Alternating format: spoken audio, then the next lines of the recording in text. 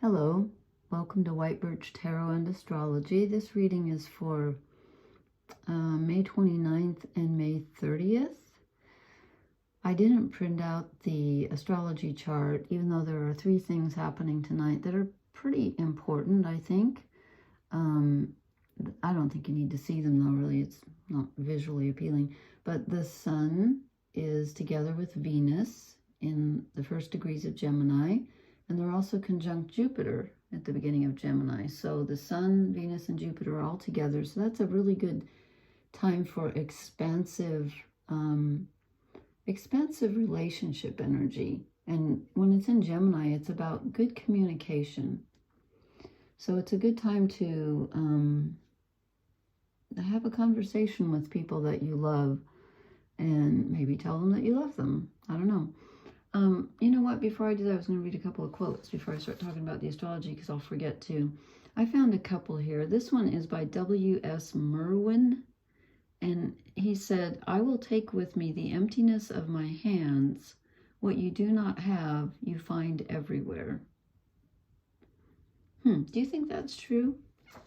I'm not sure about that one, but I liked it, and I'll tell you why I chose that one in a moment. I'm kind of out of sync here tonight. And then I found another one here. I don't know why I'm choosing this one. Turbulence is life force. It is opportunity. Let's love turbulence and use it for change. Ramsey Clark. That's not the one I was going to read. That's why. Oops, wrong one. Okay, this is from someone I've never heard of. Victor Kiam, K-I-A-M. He said, even if you fall on your face, you're still moving forward.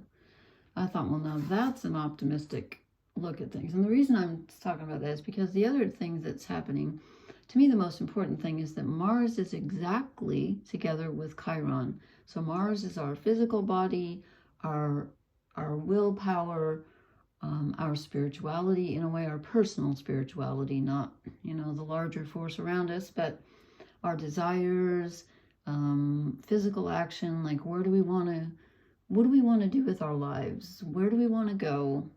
And it's conjunct the wounded healer. So it's making us, it's forcing us, and they're in Aries, the sign of the self. They're making us take a look at, well, old wounds and where we feel like we haven't measured up, where we've made mistakes. And it, to me, what it does is it kind of compares, like Mars is in Aries, which he rules. And then, Chiron's there together, they're together.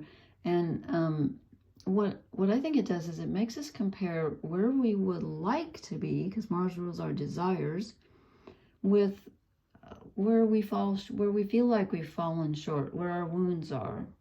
So we're like comparing and saying, okay, I wanted to do this, but I ended up with that.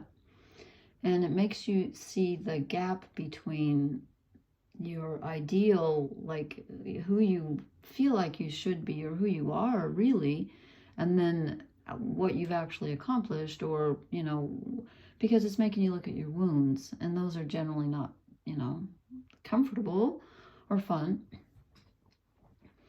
And then the other thing that's happening is Mercury, which rules our mental, our thinking patterns, what we're focused on, what we're thinking about. And also, last time I talked about the other aspects of him. He's more than that. He's the guide to the underworld. And in alchemy, he's the element that transforms everything. So it's pretty important energy.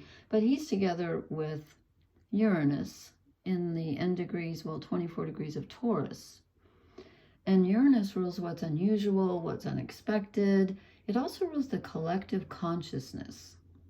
So I was thinking, okay, Uranus is also the eccentric, what is strange and different. I was thinking, what if this Mercury conjunct Uranus, almost, they're not exact, they're a few degrees apart.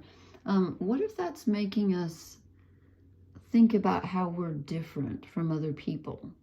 Because when I think about Mars conjunct Chiron, I'm thinking about, here's our self-identity in Aries, and then we're looking at where we're wounded. And sometimes that can make you feel like you're not, like you're different from everybody else, because our wounds are all, some of us, there's just like wounds that everybody have. I mean, what I'm trying to say is a lot of things we probably have in common. Maybe, you know, not forgiving ourselves, not loving ourselves enough, childhood wounds, not getting our needs met. Well, I mean, we probably have a lot of things in common, but everybody's story is different, and everybody is a unique individual. So I feel like that might be bringing up our eccentricities, or where we feel like we don't fit in with the collective, which is not a bad thing. And in fact, I was kind of expecting a certain card, which did not come out, but another one came out that's very much like it. And actually, I'm hoping I chose the right deck, because these cards do not go together. And I wish I would have turned on the air conditioner because I'm roasting. Okay. So I'm not surprised to see this one, actually, the Hanged Man, because this is about sacrifice, and it's about looking at things from a different angle, and it's about feeling stuck. And when Mars is together with Chiron, you're probably gonna feel stuck, because if you're focused on your wounds, and where you've been hurt by life or whomever, whatever, you're probably not going to trust yourself to be taking steps forward at this time. Although, as that guy said, if you fall on your face, you're still moving forward. That's kind of funny, actually. So I think this is about, you know, and it's raining on him. He doesn't look real happy. So it's kind of like that feeling of, you can get into the victim mind when you start focusing on your wounds. But this reading is not all by effect. It's a pretty good reading. And then I get the Five of Cups. Okay, I wasn't surprised to see this, because this is focusing on, again, he's in the rain, and this is focusing on what's been spilled, what's been lost. And that can go along with, you know, thinking about where you've been hurt, or where people have let you down, or, you know, this doesn't look exactly happy either. So this is kind of the emotional desolation card, you know, just feeling like, oh, everything's wasted and gone, and I'll never have another opportunity. It's kind of looking at the past rather than focusing on the future. And then I drew, this is where it gets kind of strange to me, because I can see where those fit in, but there's a good aspect, and of course everything has a positive and a negative, because you need to, sometimes you need to take stock. I don't know why I can't talk tonight. You need to take stock of, like, how far you've come. Like, okay, I have these wounds, you know, have any of them healed? Am I working on them? Are they better than, you know? So it's not a bad thing. It's a good thing, actually. If you don't look at your wounds, then they can control you. So anyway, the King of Wands, he's got it all together. He's like the king of, and again, I said this conjunction between Mars and Chiron is happening in Aries. So the King of Wands is definitely the king of Aries, or he can be, the fire sign. And this is like, I'm thinking this is like who we would like to be ideally. We'd like to be in control. He's in control, again, not over others, but over himself. He's got everything under control. He knows exactly what he wants. And that's kind of what this is about. You know, if you don't stop and take stock of you know, your wounds, and again, this is occurring in Aries about self-identity. If you don't take stock, how are you going to know how far you've come, and if you're getting what you want? You have to know what you want. He knows what he wants, and he actually has it. He's the king. He's got it all together. He's got his wand. He's got what he wants. So this is about desire, knowing what you want, and then getting it. And then we get the Queen of Pentacles. And I was thinking, you know, that's interesting, because if somebody asked me which is the strongest king, masculine energy, I would say the King of Wands. And if somebody asked me what's the strongest queen, I would say the Queen of Pentacles, because she's earth, and she's got it all together. She's got the family and the money and the, you know, the house, I mean, the den, you know, she's got everything that she needs. She's queen on a very physical level. So I thought these two go together, really. This is about knowing what you want, what you desire, and having it.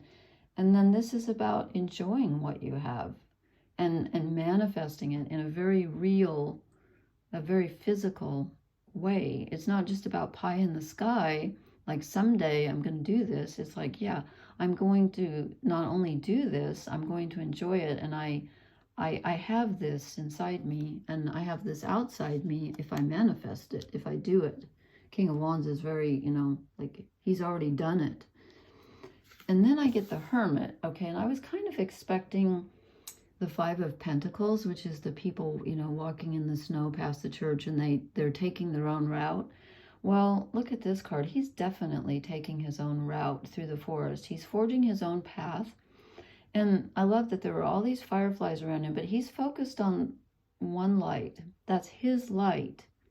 And he knows it. And so he's going to follow it, even though he might have to go over some sticks or, you know, wind through the darkness of the forest. He's come a long, long way. Look how far back this path goes.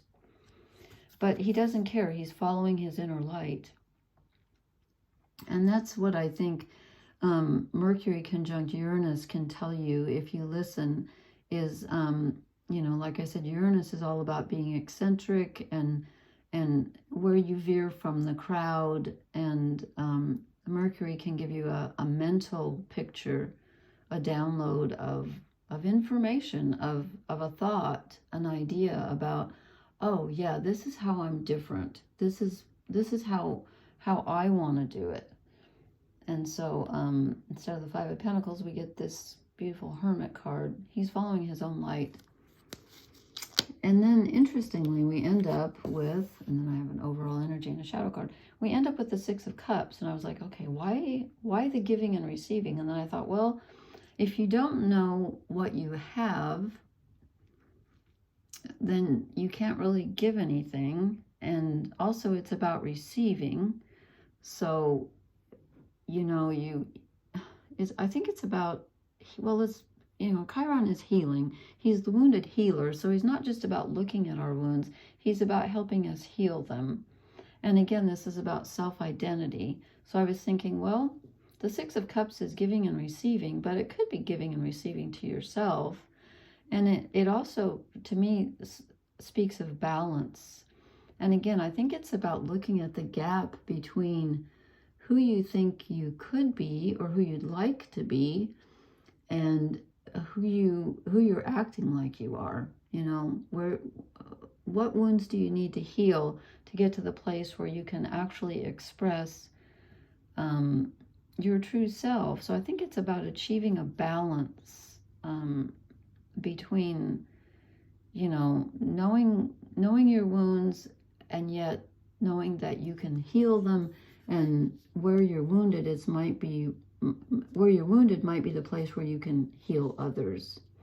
And that might be what that man meant in that one quote where I said, which didn't really make sense to me, but it just jumped out at me, where he said, I will take with me the emptiness of my hands. What you do not have, you find everywhere. Maybe, you know, like I said, in the myth, you know, Chiron was wounded, but he was a healer. He taught the healing arts. So something to think about. Okay, and then this card came out again, and I'm really getting tired of it because I think they put a magnet on this card. I feel like every time I pick up this deck, this is not a tarot card, it's a bonus card. It comes out though.